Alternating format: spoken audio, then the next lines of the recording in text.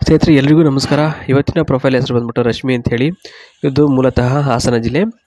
30x40 ಮನೆ ಇದೆ ಸ್ನೇಹಿತರೆ, ಬಾಡಿಗೆ ಕೊಡ್ತಾರೆ ಅಂತ ಹೇಳಿದ್ದಾರೆ. ಅದೇನು ಅಂತ ನೋಡೋಣ ಬನ್ನಿ.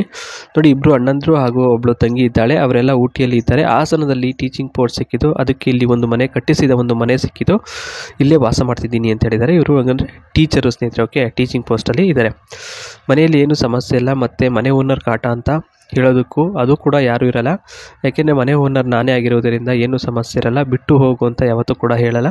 ನಿಮಗೆ ಸಾಕಾದಾಗ ಮಾತ್ರ ಬಿಡಬಹುದು ಅಂತ ಇಲ್ಲಿ ಕಡ್ಡಿ ತುಂಡಾಗೋ ರೀತಿಯಲ್ಲಿ ಹೇಳಿದ್ದಾರೆ. ಇನ್ನು ಮುಂದೆ ಬಂದ್ಬಿಟ್ಟಾದರೆ ಒಂದು ಮಾತು, ಅದೇನು ಅಂದರೆ ಮನೆಗೆ ಬರುವ ಮುನ್ನ ಪೇಂಟ್ ಬಳಸಿಕೊಡ್ತೀನಿ, ಹಾಗೆ ಹೋಗುವಾಗ ಕೂಡ ನೀವು ಬಳಸಿಕೊಟ್ಟು ಹೋಗಬೇಕು, ಅಷ್ಟೇ ವಿನಂತಿ ಮಾಡ್ಕೊಳ್ಳೋದು. ಇನ್ನು ಯಾವುದೇ ರೀತಿಯ ಒಂದು ತಕರಾರಿನ ಒಂದು ವಿಚಾರ ಆಗಲಿ ಅಥವಾ ಮಾತುಕತೆ ಆಗಲಿ ಇರೋದಿಲ್ಲ ಅಂತ ಹೇಳಿದ್ದಾರೆ.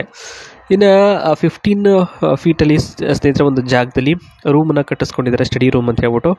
ಅದು ಯಾಕೆ ಏನು ಎತ್ತ ಅಂತಂದ್ಬಿಟ್ಟು ನೋಡೋಣ. ನೋಡಿ, ಮನೆಯಲ್ಲಿ ಒಂದು ಚಿಕ್ಕ ರೂಮಿಗೆ ಸ್ಟಡಿ ಅಂತಲೇ ಮಾಡಿಸಿದ್ದೀನಿ ಸರ್, ಏಕೆಂದರೆ ಮಕ್ಕಳು ಓದಿಕೊಳ್ಳಲು ವಿಶಾಲವಾದ ಜಾಗ ಇರಬೇಕು. ಅದಕ್ಕೆ ಆಮೇಲೆ ಗಂಡ ಹೆಂಡತಿಗೆ ಇರಬೇಕಾದ ಜಾಗ, ಅನುಕೂಲತೆ ಎಲ್ಲವೂ ಇರುತ್ತೆ. ಸ್ನಾನಕ್ಕೆ ನೀರಿನ ಸಂಪಿರುತ್ತೆ.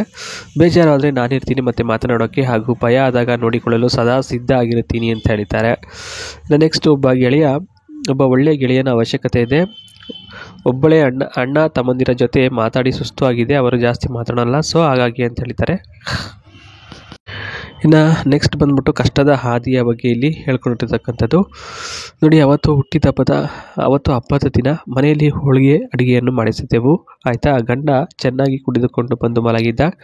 ಇದೇ ವಿಚಾರವಾಗಿ ಸಾಕಷ್ಟು ಗಲಾಟೆ ಆಯಿತು ಅಂತ ಇದು ಮೊದಲನೇ ಹೇಳಿಕೆ ಆಗಿರುತ್ತೆ. ಇನ್ನು ಎರಡನೇದು ಬಂದ್ಬಿಟ್ಟು ಆ ಸಿಟ್ಟಿಗೆ ಅವರು ಊರಿಗೆ ಅಂತ ಹೋಗುತ್ತಿರಬೇಕಾದ್ರೆ ರಸ್ತೆಯಲ್ಲಿ ಪಟ್ ಅಂತ ಒಬ್ಬ ಹುಡುಗ ಬಂದು ಸೈಕಲಲ್ಲಿ ಗುದ್ದಿದ್ದ ಕಾರಣ ಗಂಡ ಅವತ್ತೇ ಹೋಗ್ಬಿಟ್ಟ ಅಂತ ಹೇಳಿದ್ದಾರೆ ಸ್ಪಾಟಲ್ಲೇ.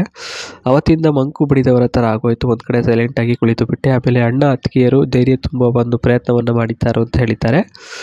ನೆಕ್ಸ್ಟ್ ಬಂದ್ಬಿಟ್ಟು ಮಧ್ಯರಾತ್ರಿಯಲ್ಲಿ ಯಾರೋ ಬಂದು ಮಾಡುವ ಅನುಭವ ಆಗುತ್ತೆ ಅಂತ ಹೇಳ್ಕೊಂಡಿದ್ದಾರೆ. ಅಂದರೆ ಯಾರಿಗೋ ಇವ್ರಿಗೆ ಬಂದ್ಬಿಟ್ಟು ಮಾಡೋವಂಥ ಒಂದು ಕನಸು ಬೀಳುತ್ತಂತೆ ಸ್ನೇಹಿತರೆ.